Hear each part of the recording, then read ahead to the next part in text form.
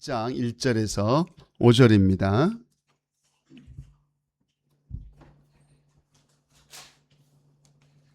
우리 같이 읽습니다. 시작. 태초에 말씀이 계시니라. 이 말씀이 하나님과 함께 계셨고 이 말씀은 곧 하나님이시니라. 그가 태초에 하나님과 함께 계셨고 만물이 그로 말미암아 지은 바 되었으니 지은 것이 하나도 그가 없이 된 것이 없느니라. 그 안에 생명이 있었으니 이 생명은 사람들의 빛이라. 빛이 어둠에 비치되 어둠이 깨닫지 못하더라. 아멘. 그 흔들림보다 먼저 계신 분이라는 제목으로 흔들림보다 먼저 계신 분, 관계 속에 계신 분, 혀가 삶의 방향을 결정한다. 빛으로 나에게 오신 예수님이라는 내용으로 하나님의 은혜를 함께 나누고자 합니다.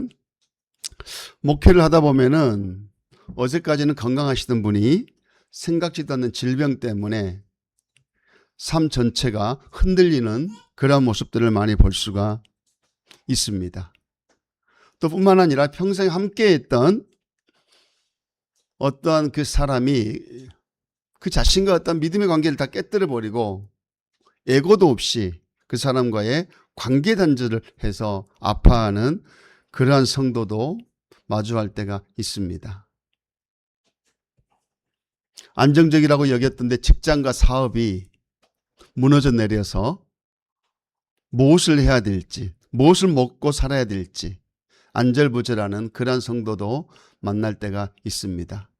그러한 성도들을 만날 때마다 그 성도들의 눈빛에서 목사님 나 이제 어떻게 해요? 라는 것을 읽을 수가 있습니다. 그런데 오늘 본문에 보면은 그러한 인생의 사건들보다 더 먼저 계셨던 하나님에 대해서 소개해주고 있습니다. 요한복음은요, 예수님의 족보에 대해서, 예수님의 탄생에 대해서 전혀 말씀하지 않으세요. 마태, 마가, 누가는 예수 그리스도의 탄생에 대해서 쫙 기록합니다. 또 족보에 대해서 쫙 기록합니다. 그런데 요한복음은 없어요. 바로 하나님의 말씀으로 시작되어집니다. 세상이 시작되기 전에 이 땅 가운데 시간과 공간이 존재하기 전에 스스로 계셨던 하나님에 대해서 먼저 소개하고 있다는 사실입니다. 우리의 인생이 흔들리기 그 전에 우리의 삶에 있던 어떤 상황과 환경이 만들어지기 그 전에 먼저 계셨던 하나님에 대해서 우리에게 말씀해 주고 있다는 사실입니다.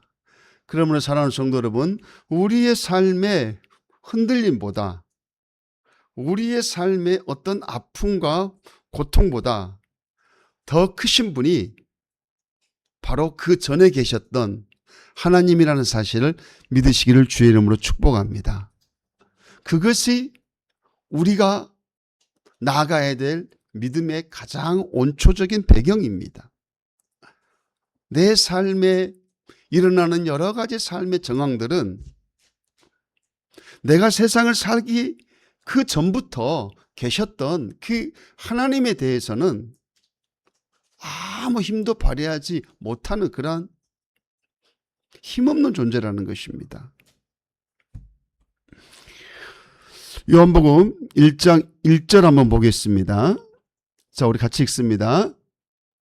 태초에 말씀이 계시니라. 이 말씀이 하나님과 함께 계셨으니 이 말씀은 곧 하나님이시라. 그가 태초에 하나님과 함께 계셨고 태초에 말씀이 계시니라. 예. 이 말씀은 어느 순간 생겨났던 그게 아닙니다. 그러니까 태초라는 것은 어느 순간 갑자기 딱 드러났던 게 아니고요. 하나님의 그 시작은 뭔가의 계기를 통해서 그분이 형성되어지고 그분이 나타나는 게 아니라 그분 스스로가 계셨다는 겁니다. 그래서 하나님께서 모세가 당신은 누굽니까 하니까 나는 스스로 있는 자라라고 출애굽기 3장에서 말씀하고 있습니다. 스스로 계신 분, 그분이 스스로 계실 때가 바로 태초라는 거예요. 그분이 스스로 계신 그때가 시작이라는 겁니다. 그때가. 여러분, 태풍이 지나가는 그 자리를 보면은 어린 나무들이 다 막 뿌리가 뽑히고 막 가지가 다 이렇게 꺾여 있어가지고 이제 얼마 있지 않으면 죽음으로 이렇게 갈 수밖에 없는 그런 광경을 볼 수가 있습니다. 그런데 큰 고목들은요, 그 태풍 앞에서도 끔찍하지 않고 자기의 모습을 견고하게 지켜나가는 그 모습을 볼 수가 있습니다. 뭐 때문일까요? 그 큰 견고한 그 어떤 고목들은 태풍이 일어나기 전부터 그곳에 오랫동안 서 있었어요. 깊이 뿌리를 내리고 큰 고목으로 서 있었기 때문에 어떤 태풍도 그 나무를 쓰러뜨릴 수가 없는 겁니다. 그 누구도 그 나무를 어찌할 수가 없는 거예요. 태풍보다 훨씬 오래전부터 그 자리를 지키고 있었거든요. 훨씬 뿌리가 더 깊이 박혀 있거든요. 하기 때문에 그 태풍은 그 큰 고목 앞에서는 아무 힘도 발휘하지를 못한다는 사실입니다. 우리들의 삶에 찾아오는 여러 가지 태풍 같은 그런 질병들, 이별, 아픔, 실패, 그것들이 아무리 강력해도 하나님보다 먼저 일어나지는 않았다는 것입니다. 하나님보다 먼저 생겨나지는 않았다는 것입니다. 나의 인생의 아픔과 고통과 슬픔은 말씀보다 앞서지를 못합니다. 말씀은 태초에 이 세상이 있기 전부터 존재했던 거예요. 그래서 우리가 그 말씀을 붙잡고 이 땅을 살아갈 때에 내 인생의 모든 태풍들, 모든 아픔들, 모든 고난들은 말씀 앞에서 아무 힘도 발휘하지 못한다는 사실입니다. 그게 믿음의 야성이에요, 여러분. 우리가 태풍 앞에, 인생의 많은 고난 앞에, 인생의 많은 아픔 앞에 이리 치이고 저리 치이고 내 마음의 상처를 입고 내 정신적으로 피해를 보고 하는 것들은 무엇 때문이냐? 말씀을 내가 붙잡지 않기 때문에 그래요. 내가 말씀을 멀리하기 때문에 그러한 것들이 나를 계속 때리는 겁니다. 왜냐고요? 우리의 인생은 흙입니다. 흙. 그래서 우리가 물이 70%라잖아요. 우리는 흙이에요. 흙. 먼지 같은 존재들이기 때문에 인생에서 이렇게 나타나는 여러 가지 아픔과 고난이요, 우리를 치면은 우리는 아플 수밖에 없어요. 그런데 흙이라는 이 존재가 우리의 삶 속에 나타나는 여러 가지 태풍보다 더 앞서 계신 하나님의 말씀으로 딱 무장할 때 흙은 말씀이 되어져요. 또 이상하다 하지 마세요. 우리가 말씀이 되신다는 뜻은 아니에요. 그 흙은 이 세상의 그 무엇도 무너뜨릴 수 없는 강한 철병거가 되어진다는 것입니다. 흙에는 생명이 있기 때문에 그래요. 생명이 있기 때문에. 그러므로 사랑하는 성도 여러분, 여러분이 이 땅을 살면서 여러분 가운데 밀려오는 여러 가지 인생의 그런 썰물들, 이러한 것들을 여러분 스스로 그런 것들을 마주쳐서 이기려고 막 하지 말고 그때마다 말씀 앞에 서시기를 주의 이름으로 축복합니다. 하나님의 말씀을 붙잡으세요. 하나님의 말씀이 흙 같은 내 존재를 강한 무기로 만들어줍니다. 그게 엄청난 믿음의 능력입니다. 뿐만 아니라 이 말씀이 하나님과 함께 계셨다고 말씀합니다. 요한복음 1장 1절 안에는 삼위일체 하나님이 계세요. 삼위일체 하나님. 관계 속에 계신 분이었어요. 이 삼위일체 하나님은 서로의 어떠한 관계 속에 계신 분이에요. 제가 여러분에게 삼위일체 하나님을 가장 쉽게 설명하는데, 이것도 우리 신학계에서는 양태론이라 해가지고 잘못 그땐 설명이라고 합니다. 그러나 이 세상에서는 이거밖에 설명할 길이 없어요. 왜냐하면 삼위일체는 신비한 존재이기 때문에 이거밖에 설명할 길이 없어서 제가 설명을 드리겠는데요. 태양이 있어요. 그죠? 그다음에 빛이 있어요. 그다음에 그 빛이 발해져요. 그래서 성부, 성자, 성령. 이걸 우리가 양태론을 하는데, 이거는 삼위일체 속에서 그렇게밖에 설명할 수밖에 없어요. 그래서 삼위일체 하나님은 이미도 관계 속에서 서로가 관계를 맺으면서 그분들은 존재하신 분입니다. 그러므로 그 어떤 관계 속에서 존재를 맺으면서 존재했던 그분들은 우리 사람을 창조할 때도 우리 사람들이 관계를 맺으면서 살아갈 수 있도록 창조해 놓으신 거예요. 우리 사람은 절대 혼자 살 수가 없습니다. 왜냐? 처음부터 하나님께서는 본인이 세 분이 서로가 사랑하면서 서로가 유로하면서 사셨기 때문에 사람의 창조도 그렇게 창조를 해온 놓으셨어요. 그래서 우리 사람들은 함께 누군가와 관계십을 맺으면서 살아가게끔 창조되었다는 사실입니다.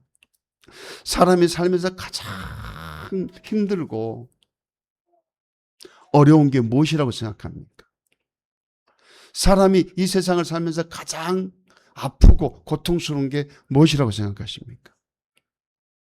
외로움입니다. 외로움이에요.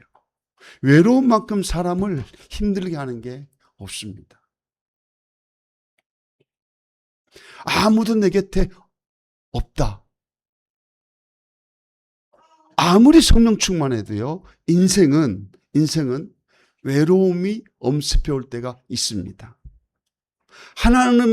하나님으로 채워지지 않는 인생의 빈 그릇이 있다는 거예요. 그 빈 그릇이 존재하기 때문에 그 빈 그릇을 채울 수 있는 그 방법이 관계 맺기예요. 서로가 관계를 맺으면서 이 세상을 살아가야 된다는 것입니다.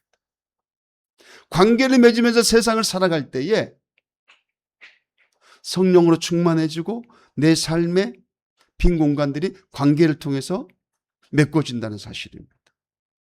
그러므로 여러분이 나와 함께 사는 사람들, 또 믿음의 또한 공동체들, 또한 지체들, 이 모든 사람들과 우리가 아름다운 관계를 맺어갈 때에 내 삶에 행복이 있어요. 내 삶에 기쁨이 있다는 것입니다. 왜냐?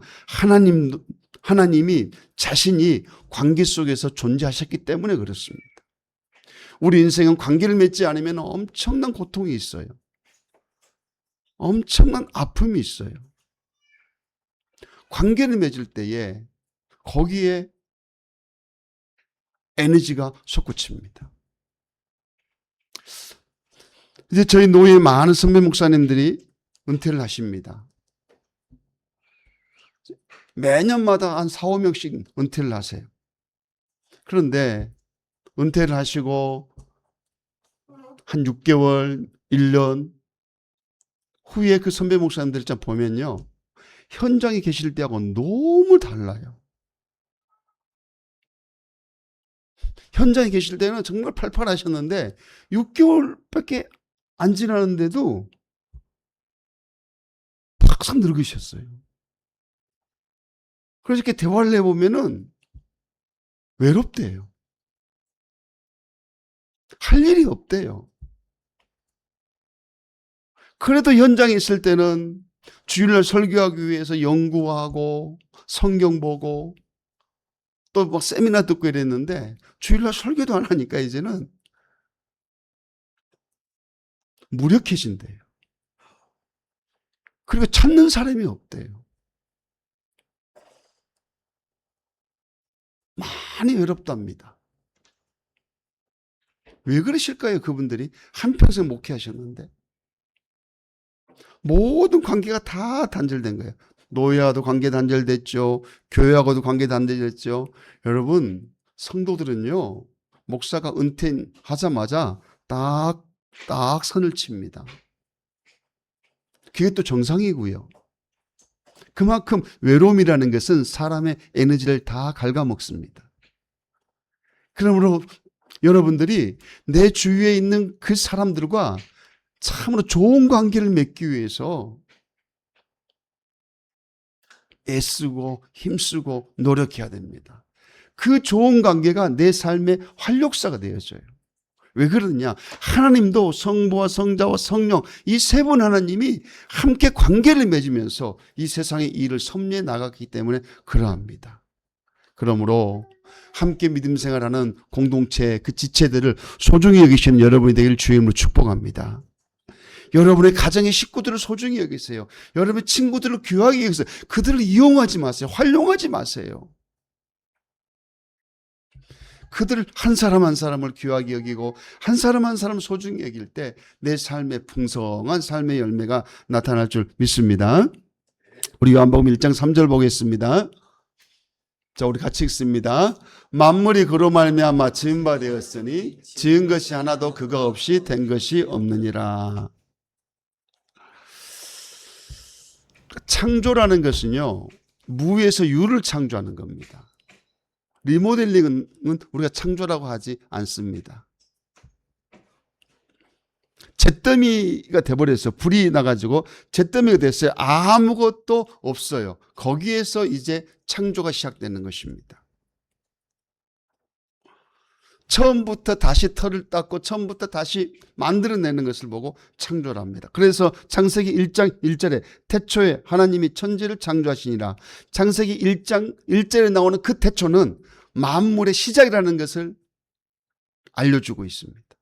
이제 시간과 공간이 시작된다. 하나님께서 그렇게 말씀하고 있는 거예요.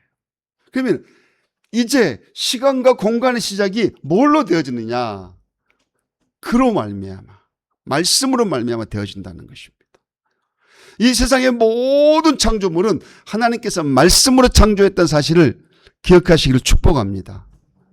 말씀의 창조. 말씀으로 세상을 다 창조하셨다는 것입니다. 우리에게 필요한 부분은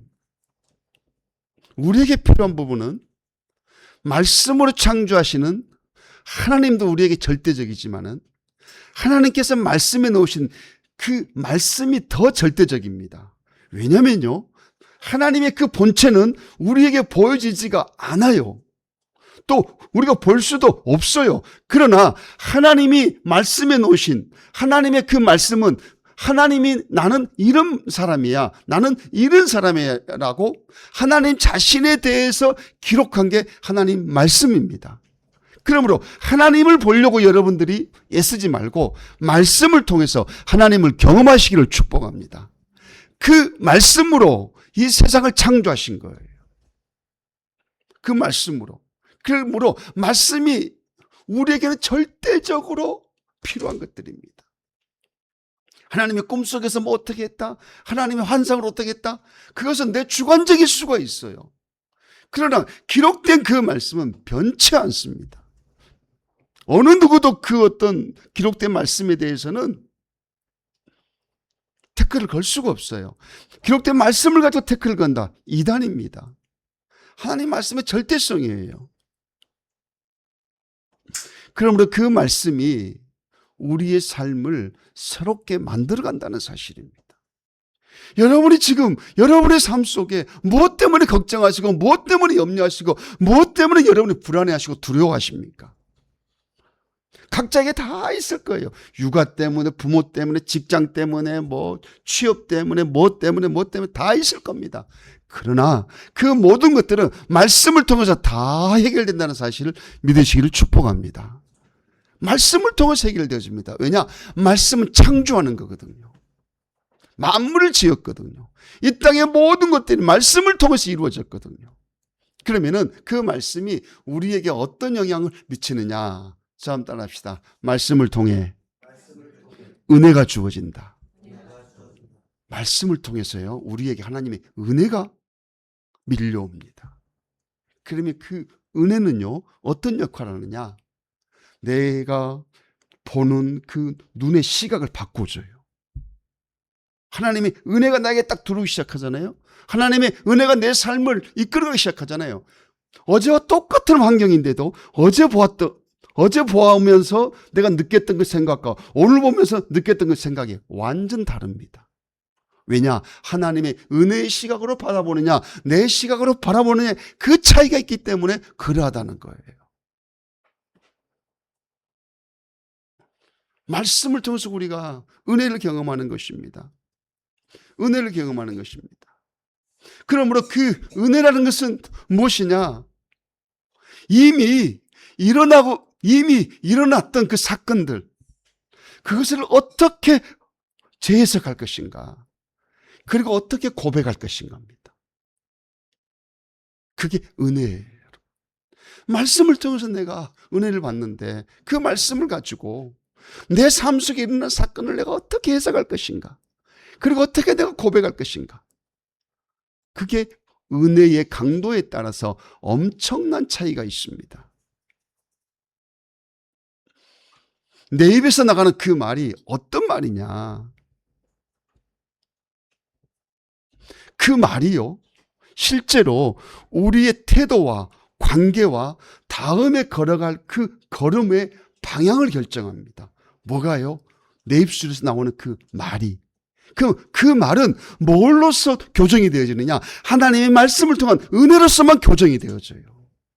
여러분이 아무리 긍정적으로 이야기해라, 막 해라. 그 순간은 내가 긍정으로 하려고 몸부림을 쳐요.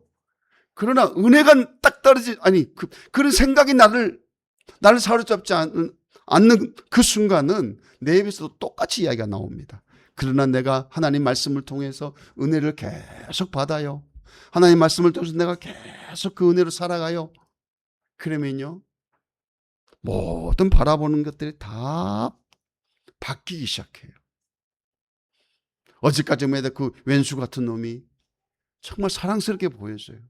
사랑스럽게 보여지는데 내 입에서 왼수 같은 말이 나갈 수 없잖아요. 그 사람이 좋게 보이는데 내 입에서 욕이 나갈 수 없잖아요. 그러므로 그 말씀 속에 있는 은혜가 우리의 삶을 바꾸어간다는 사실입니다. 우리 로마서 8장 28절 봅니다.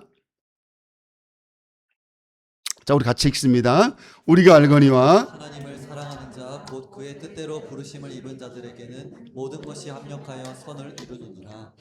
모든 것이 협력하여 선을 이룬다고 말씀하십니다.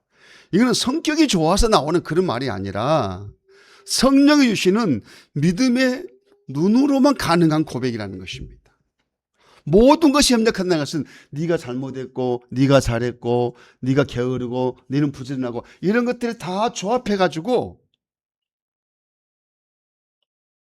선을 이루어간다는. 그러니까 내 삶 속에 굴곡이 있고 평탄이 있고 아픔이 있고 고통이 있고 절망이 있고 희망이 있고 소망이 있고 이 모든 것들이 다 빚어져서 선을 이루어가는 삶을 산다는 거예요. 그러니까 내가 긴 인생을 살면서 때로는 아픔도 있고 때로는 기쁨도 있고 때로는 소망도 있고 때로는 절망도 있고 이 모든 것들이 내 삶 속에 필요하다는 것입니다. 그래서 하나님께서 그러한 것들을 다 허락해 주셨다는 것입니다. 그런데 절망이 있을 때 내가 말씀으로 은혜를 받으면은 내 눈이 열려져서 절망이 절망으로 보이지 않는다는 거예요. 그 열린 눈이 우리의 입술에 말을 빚어내요. 그러므로 우리의 말은 창조가 아니라 순종입니다. 은혜 받은 그대로 내가 순종하면서 말을 하는 거예요. 우리의 말은요, 철저하게 은혜에 순종하는 거예요. 우리의 말은요, 철저하게 육신에 순종해요. 이게 육신에 순종하는 거예요. 그럼 내가 은혜를 받아서, 그래, 그럴 수도 있지 뭐. 철저히 우리의 말은 순종합니다. 은혜 받은 입술로 그대로 고백하는 것. 그게 순종이라는 것입니다. 그 순종이 실제로 우리의 삶의 방향을 결정해요. 우리의 삶을 그 순종이 이끌어가는 거예요. 내 입술의 그 여가. 야고보서 3장 4절에서 5절 봅니다. 시작. 또 배를 보라. 그렇게 크고 강풍에 밀려가는 것들을 지극히 작은 키로서 사공의 뜻대로 운행하나니 이와 같이 혀도 작은 지체로 돼 큰 것을 자랑하도다. 보라 얼마나 작은 불이 얼마나 많은 나무를 태우는가. 또 배를 보라. 그렇게 크고 광풍에 밀려가는 것들 지극히 작은 키로서 사공의 뜻대로 운행하느니 이와 같이 혀도 작은 것이로되. 자 보세요. 혀가 큰 그 배를 만들어내지는 못해요. 그러니까 이 혀가 뭔가를 창조는 못해요. 그런데 만들어져 있는 그 배를 방향을 틀어가요. 여러분의 그 인생을 이 혀가 창조하지는 못해요. 그러나 여러분의 그 인생의 방향을 틀어가는 게 이 키예요. 이 혀예요, 혀. 새치혀. 혀는 존재를 창조는 못하지만은 그 존재가 어떻게 갈 것인가 그 방향을 결정하는 게 우리 혀입니다. 우리 혀가 그 인생 그 방향을 결정해 나가요. 저와 여러분들은 철저히 입술을 통해서 우리가 움직여진다는 것입니다. 우리 잠언서 18장 한번 볼까요? 잠언서 18장 21절. 자, 우리 같이 읽습니다. 시작. 죽고 사는 것이 혀의 힘에 달렸나니. 혀를 쓰기 좋아하는 자는 혀의 열매를 먹으리라. 예, 죽고 사는 것도 그냥 문자적인 그러한 것이 아니고요. 말이 만들어가는 삶의 방향과 질이라는 거예요. 죽고 사는 거. 죽고 사는 거. 내 삶의 방향. 내 삶의 질. 어떤 퀄리티, 그레이드, 내 삶의 등급을 뭐가 만들어가냐? 혀가 만들어간다. 혀가. 말이 만들어간다는 거예요. 말이 만들어간답니다. 우리의 그 말은 창조의 능력은 없습니다. 그러나 우리의 그 말은 은혜로 해석되어질 때에 우리 인생의 방향의 키가 된다는 사실을 깨달으시기를 축복합니다. 그러므로 여러분의 입술에서 불평이 나오고 불만이 나오고 짜증이 나올 때 상대방을 바라보지 마시고 내 자신에게 은혜가 떨어졌구나. 자, 한번 따라합시다. 은혜가 떨어졌구나. 은혜가 떨어졌구나. 이렇게 생각하시면 돼요. 그러면 그 은혜 받기 위해서 어디로 가야 되겠어요? 은혜의 근원이신 말씀 앞으로 가셔야죠. 말씀. 네. 말씀에서 은혜가 나와요. 근데 그 은혜를 뭐라고 표현하느냐? 요한복음 1장 4절을 봅니다. 시작. 요한복음 1장 4절 시작. 그 안에 생명이 있으니 이 생명은 사람들의 빛이라. 빛이 어둠에 비치되 어둠이 깨닫지 못하더라. 그 안에 생명이 있어요. 말씀 안에 생명이 있었어요. 그 생명이 은혜라는 것입니다. 은혜. 말씀 안에 숨겨진 게 두 가지입니다. 생명과 빛입니다. 생명과 빛.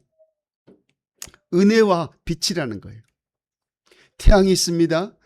태양에서 빛이 나옵니다. 그 빛이 생명이 되어서 많은 곡식들을 살립니다. 여러분, 태양이 뜨지 않으면요, 농사 못 지어요. 여러분, 태양이 뜨지 않으면 사람들 다 누랍니다, 여러분. 다 노래요. 태양이 뜨지 않으면 그래요. 태양이 뜨지 않으면요, 우리나라에 한 달 동안 태양이 안 떠봐요. 저 산목, 저 산천 초목들 다 파랗죠? 저 다 누래집니다. 그만큼 태양에 나오는 그 빛이 중요해요. 그 빛이 있기 때문에 열매가 맺어지고요. 그 빛이 있기 때문에 고기가 살아요. 바닷가도 마찬가지예요. 저 태양빛이 바다를 비치지 않으면 그 안에 있는 고기들 다 죽습니다, 여러분. 그 빛이 그만큼 중요해요. 그 빛이 생명이라는 거예요. 말씀도 똑같은 원리입니다. 말씀이 있습니다. 또 그 안에 생명이 있습니다. 그리고 그 생명이 빛이에요. 그 빛이 은혜예요. 은혜. 저와 여러분은 예수 빛이 없으면 살 수 없는 존재라는 사실을 여러분의 가슴 깊은 곳에서 깨닫기를 축복합니다. 그 은혜가 있어요. 그 생명의 풍성함이 있어야 돼요. 그 생명의 풍성함. 그 생명 안에서 빛이 나오거든요. 그 빛이 우리의 삶을 밝혀주거든요. 그 빛이 우리의 마음과 정신과 우리의 생각들을 살려내요. 그 빛이. 은혜가. 그래서 내 입술에서 아름다운 말이 나가요. 그래서 그런 말이 있잖아요. 예쁜 여자와 결혼하지 말고 아름답게 말하는 여자와 결혼해라. 그런 말이 있잖아요. 예쁜 여자 6개월도 안 가. 1개월만 가면 지겨워. 그러나 말을 예쁘게 하는 사람은요, 평생토록 그 사람과 같이 살고 싶어요. 말을 예쁘게 하는 사람. 말을 예쁘게 하는 사람이 은혜 받은 사람이에요. 할렐루야. 빛은 절대 독립적으로 존재할 수가 없습니다. 빛은 생명이 있는 곳에서 흘러나옵니다. 자연스럽게 흘러나온 그 결과가 빛이에요. 빛입니다. 요한복음 1장 5절입니다. 이거 정말 중요한데요. 자, 우리 같이 읽습니다. 빛이 어둠에 빛이 돼 어둠이 깨닫지 못하더라. 지금 이곳에 예수 그리스도가 계신 줄 믿습니다. 빛이 어둠에 비쳐요. 우리 삶의 어둠이 뭡니까? 절망과 불평과 불만과 고난, 질병, 아픔, 고통, 이런 것들이 어둠이잖아요. 그런데 그곳에 예수님이 지금 계세요. 빛으로 계시는데 우리가 그곳에 계신 그 예수님을 다 놓쳐요. 왜 그럴까요? 왜 다 놓칠까요? 답은 하나예요. 너무 어두운 그것에 내가 집중하는 거예요. 아픔에 집중하고 고통에 집중하고 물질에 집중하고 아이에게 집중하고 남편에게 집중하고 거기에만 집중하다 보니까 내 옆에 빛으로 계신 그 예수님을 인지하지 못하고 인식하지 못하는 거예요. 그러니까 빛이 어둠에 빛이 돼 어둠이 깨닫지 못해. 우리가 아파할 때 예수님도 아파한 줄 믿습니다. 그런데 그걸 우리가 못 느껴. 왜? 내가 거기에만 집중하니까 내 아픔이 더 크니까. 예수님이 아픔을 느끼는지 못 느끼는지 못 느껴. 그럼 왜? 무엇 때문에 예수님은 나에게 그 아픔을 주어서 그 어둠을 주어서 그렇게 아프게 할까요? 모든 것이 협력하여 뭘 이룬다? 선을 이룬다. 지금은 아무도 몰라요. 지금은 왜 나에게 그 어둠이 있는지 아무도 모릅니다.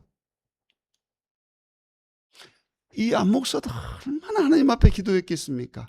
모든 목사의 꿈은 건물 있는 교회에서 400~500명 하는 게 모든 목사의 꿈입니다. 그런데 저는요, 목회를 하면 할수록 나는 대중설교자가 아니다는 걸 뼈저리게 느껴요. 요즘 노회장이 되다 보니까 큰 교회 가서 설교를 해야 돼요. 설교하기 전까지 막 벌벌 떨려요.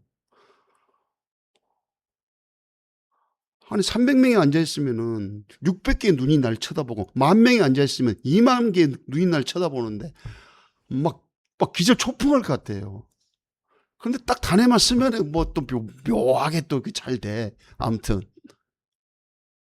그러나 난 대중설교자가 아니구나. 저는 속으로 할 때가 가장 좋아요. 한 7~8명 딱 모아놓고 성경 공부할 때 신나요. 신나. 너무 재밌어요. 여러분의 삶도 마찬가지예요. 여러분이 원치 않는 삶의 현장들을 하나님께서 왜 주시냐? 지금은 몰라요. 아무도 몰라요. 그러나 시간이 흐르고 나면은 그때 이래서 그러셨구나. 그때 이래서 이러셨구나. 그러므로 지금의 그 아픔에 여러분들이 집중하지 마시고 빛 되시는 그 예수님이 내 어둠의 그 현장에 지금 와 있다는 사실을 깨닫고 어둠보다는 와 계신 그 예수 그리스도께 집중하시기를 주의 이름으로 축복합니다. 그럴 때에 우리의 삶의 변화가 나타나기 시작한다는 거예요. 그럴 때에